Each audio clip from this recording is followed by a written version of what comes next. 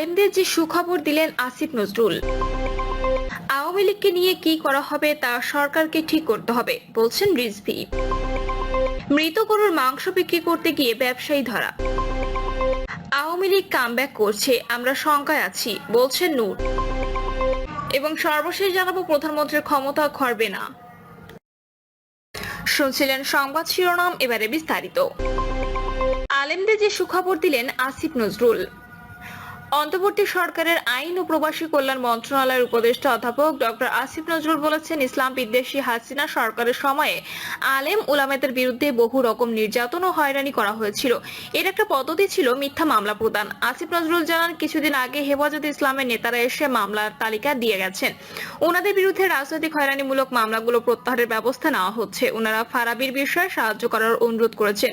এটি উচ্চ আদালতে বিচারাধীন রয়েছে। আমরা অ্যাটর্নি জেনারেল অফিসকে বলেছি ন্যায় বিচার প্রতিষ্ঠায় প্রয়োজনীয় ব্যবস্থা গ্রহণ করার জন্য। দোয়া করবেন সব মুসলিম মানুষের জন্য যেন কাজ করতে পারি। আওয়ামী লীগকে নিয়ে কি করা হবে তা সরকারকে ঠিক করতে হবে বলছেন রিজভী। বিএনপি সিনিয়র যুগ্ম মহাসচিব রুহুল কবির রিজভী বলেছেন, সমস্ত গণতন্ত্রকামী মানুষ অন্তর্বর্তী সরকারকে সমর্থন দিয়েছে, কিন্তু সাংবিধানিক বা আইনগতভাবে এর সরকারের কোনো ভিত্তি নেই। যারা গণতন্ত্রের জন্য লড়াই করেছে তারা প্রত্যেকেই এর সরকারকে সমর্থন করেছে, সে অনুযায়ী তারা দেশ চালাচ্ছেন। এখন আওয়ামী লীগ কিভাবে রাজনীতি করবে সে দায়িত্ব সরকারের, কারণ প্রশাসন আপনাদের হাতে, অন্য সব স্টেট মেশিনারিও আপনাদের হাতে। আওয়ামী লীগকে নিয়ে কি করা হবে তা এই সরকারকে ঠিক করতে হবে। রিজভী বলেন, আওয়ামী লীগের দোষরা ঘাপটি মেরে আছে, বাড়ি পুড়িয়ে দেওয়ার অর্থ ও মানুষকে হত্যার অস্ত্র তাদের কাছে আছে। সেটাকে দমন করতে কি আইন প্রণয়ন করা হবে সেটা আপনারা জনগণের কাছে খোলাসা করুন। যেহেতু প্রশাসন আপনাদের হাতে, তিনি আরো বলেন, দোসরদের অনেকেই পালিয়ে গেছে পার্শ্ববর্তী দেশ সহ অনেক দেশে, কিন্তু যারা নৈরাজ্য ছড়াচ্ছে তারা প্রশ্রয় পাচ্ছে কার দ্বারা? প্রশাসনের ব্যক্তিবর্গে তো এটা জানার কথা না। যারা 15 বছর ধরে শেখ হাসিনাকে পাহারা দিয়েছে, ব্যাংক লুট করেছে, অন্যের সম্পদ লুট করেছে, টাকা পাচার করেছে, তারা আজ এই জনসমুদ্রের ভেতর কোথায় লুকিয়ে আছে তা অন্তর্বর্তী সরকারকে বের করতে হবে, তাদের খুঁজে করতে হবে। না পারলে এই সরকারকে মানুষ ব্যর্থ বলবে। বিএনপির জ্যেষ্ঠ নেতা বলেন, এই সরকার নির্বাচন নিয়ে কি টালবাহানা করছে তা আমরা দেখেছি।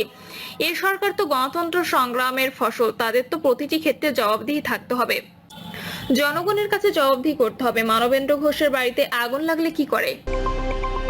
মৃত গরুর মাংস বিক্রি করতে গিয়ে ব্যবসায়ী ধরা।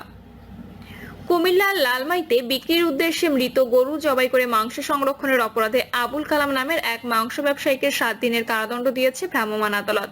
দণ্ডপ্রাপ্ত আবুল কালাম উপজেলার ভুলইন দক্ষিণ ইউনিয়নের আমুয়া গ্রামের মৃত তরব আলীর ছেলে। তিনিও দীর্ঘদিন ধরে ভুসি বাজারে গরু ও ছাগলের মাংস বিক্রি করে আসছেন। এ বিষয়ে লালমাই উপজেলা নির্বাহী কর্মকর্তা হিমাদ্রি খিরসা বলেন, আবুল কালাম মৃত গরু জবাই করে বিক্রির উদ্দেশ্যে 80 কেজি মাংস সংরক্ষণ করেন। গোপন সংবাদের ভিত্তিতে খবর পেয়ে সকালে ঘটনাস্থলে অভিযান পরিচালনা করা হয়, কিন্তু তখন না পেয়ে পুনরায় বিকেলে ভুসি বাজার থেকে অভিযান চালিয়ে 80 কেজি মৃত গরুর মাংস উদ্ধার হয়। পরে 6 ফুট গর্ত করে চুন দিয়ে মাংসগুলো ধ্বংস করা হয়। এই ঘটনায় অভিযুক্ত আবুল কালামকে ভ্রাম্যমাণ আদালত পরিচালনা করে 7 দিনের বিনাশ্রম কারাদণ্ড দেওয়া হয়েছে। আওয়ামী লীগ কামব্যাক করেছে, আমরা শঙ্কায় আছি বলছেন নূর। দেশের বিভিন্ন জায়গায় আওয়ামী লীগের মিছিল করা নিয়ে শঙ্কায় রয়েছেন বলে জানিয়েছেন গণ অধিকার পরিষদের সভাপতি নুরুল হক নূর। তিনি বলেন, 8 মাস না যেতেই আওয়ামী লীগ কামব্যাক করছে, এটি আমরা দেখতে পাচ্ছি।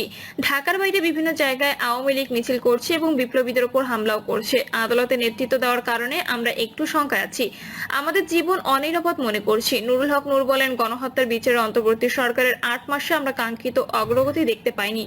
আমাদের স্পষ্ট কথা, সংস্কার এবং বিচার দুটো সমান জোরালো চলবে। একই সঙ্গে নির্বাচনের যে রোডম্যাপ তৈরি করার কথা বলা হয়েছে তাও সেরে ফেলতে হবে। গত 16 বছরে রাজনৈতিক দলগুলো গণতন্ত্রের জন্য যে লড়াই করেছে, মানুষের ভোটাধিকার প্রতিষ্ঠার দাবিতে, সেই বিষয়ে সরকারের একটা সুনির্দিষ্ট এবং সুস্পষ্ট রোডম্যাপ থাকা দরকার।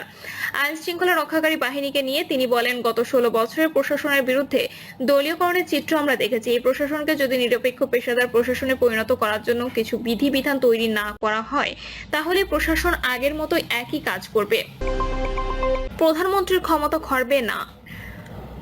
কমিশন প্রস্তাব করেছে প্রধানমন্ত্রীর নেতৃত্বে মন্ত্রিসভা সরকার পরিচালনা করবে, এতে রাজি নয় বিএনপি। সালাউদ্দিন আহমেদ বলেন, প্রধানমন্ত্রীর নেতৃত্বে মন্ত্রিসভা কর্তৃক সরকার পরিচালনা হলে প্রধানমন্ত্রীর কর্তৃত্ব থাকে না। তবে মুলতবি হওয়া বৈঠকে কমিশন প্রস্তাব করেছিল এক ব্যক্তি সর্বোচ্চ 3 বার প্রধানমন্ত্রী হতে পারবেন, টানা 2 বার দায়িত্ব পালনের বিরতি দিয়ে আবার প্রধানমন্ত্রী হওয়া যাবে। এ বিষয়ে বিএনপি সেদিন জানিয়েছিল দলীয়ভাবে আলোচনা করে তারা মত দেবে। সালাউদ্দিন আহমেদ গতকাল বলেন, বিকল্প প্রস্তাবের জন্য অপেক্ষা করুন, আর কমিশনও প্রস্তাবটি আনুষ্ঠানিকভাবে দেয়নি। সালাউদ্দিন আহমেদ বলেন, একজন ব্যক্তি যাতে প্রধানমন্ত্রী, দলীয় প্রধান এবং সংসদ নেতা পদে না থাকেন এ নিয়ে আলাপ হয়েছে।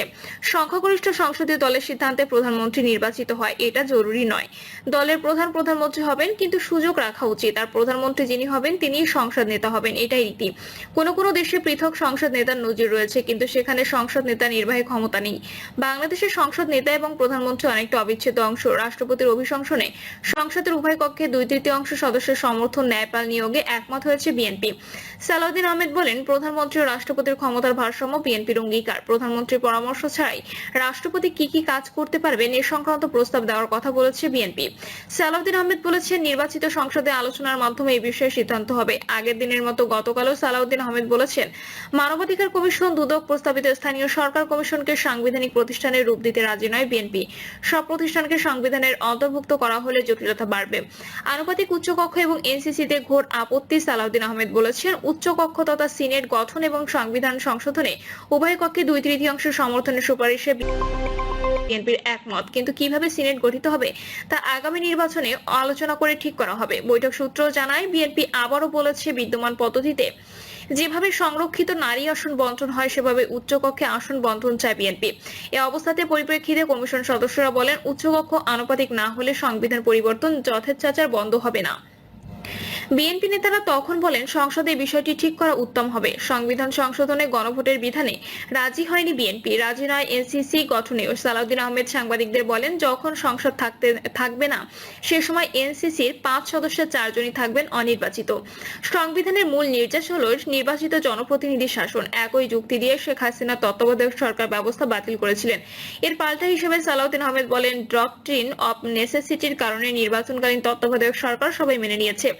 আপিল বিভাগে রিভিউয়ে তত্ত্বাবধায়ক সরকার ব্যবস্থা ফিরবে বলে আশাবাদী বিএনপি। এ কথা জানিয়ে সালাউদ্দিন বলেন, যদি বিচার বিভাগকে তত্ত্বাবধায়ক সরকার থেকে দূরে রাখা যায় তাহলে বিকল্প প্রস্তাব নিয়ে ভাবা যাবে।